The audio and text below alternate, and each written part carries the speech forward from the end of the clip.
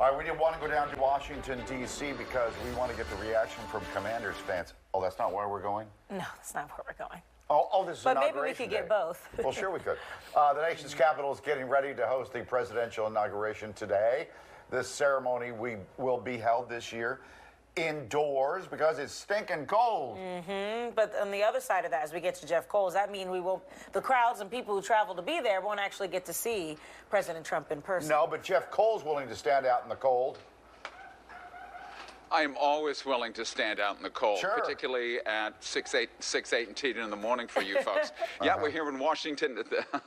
I am happy to do it. It's, you know, we're standing here, of course, with the U.S. Capitol behind me. That is the Senate side of the U.S. Capitol behind me. Around the front there, if you were to walk there, you would see the area where Donald Trump would have been sworn in as the 47th President of the United States. But, of course, that will not happen, as we know, on Friday. All of that now has been forced inside because of the cool and brisk temperatures here in the nation's capital. But we were certainly here yesterday, and believe me, you've had much more snow and rough weather there in Philly than what's gone on down here, and we know that because, of course, we watched a certain football game that was going on. But let's take a look at some pictures and some of the work we did yesterday.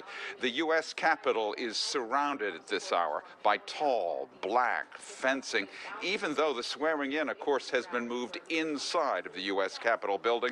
Trump supporters Sunday snapped pictures with the Capitol in the background, seemingly very, very happy to be here and to see Donald Trump return to the White House. National Guard soldiers and their vehicles fill the streets of Washington, D.C. Yesterday, we saw law enforcement, police department, police officers from actually New York City here as well approaching the Capitol to get a better view. Yesterday afternoon, a big line formed in the early afternoon of Trump supporters trying to enter his Sunday rally at the sports venue in this city. Let's hear first from a woman who lives in Long Beach, California, but was raised in Malvern on the main line. The flip was fantastic and unexpected, but I do have friends there that are heavy Democrats and believe in it, and I don't understand it. I don't. A little disappointed that things changed, but we were really hoping to just really absorb the atmosphere and show our support. What is it about Trump that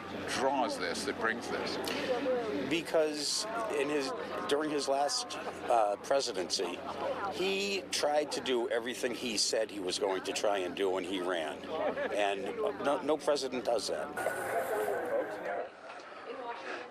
So that's just some of the emotion that we heard here yesterday. These are folks decked out in their MAGA gear and wearing the hats that say, "Make America Great Again." They are elated to be here. They were certainly elated to be outside here yesterday and to look back on the Capitol. Obviously, they are disappointed that it'll happen inside, but they lined up to try to get into the arena yesterday to see him at his rally in the afternoon. And really quickly, that first woman you heard from in the group of interviews that we just aired, yes, she was raised in Malvern, Pennsylvania, lives out in Long Beach, as I said, and what she was talking about there when she talked about the flip is the flip of Pennsylvania turning from blue to red. Pennsylvania, of course, going with Donald Trump and its 19 electoral college votes. She was elated that that happened.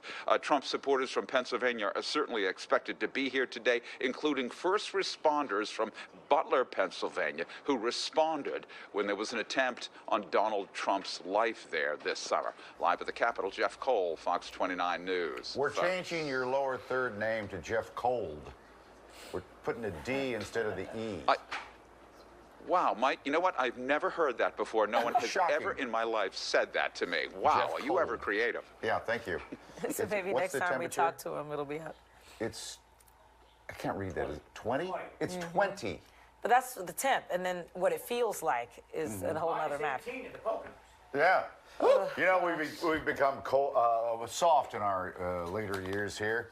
I remember back in 2009, I was at that inauguration, and it was 28 degrees. They did it outside. In 1977, I may have been at that one too. It was 28 degrees as well. They did it outside. And 1921, how did that go? It wasn't me. It wasn't me. It wasn't Mike. 1985, it was 7 degrees. And that was Ronald Reagan's inauguration. They took it inside. Yeah.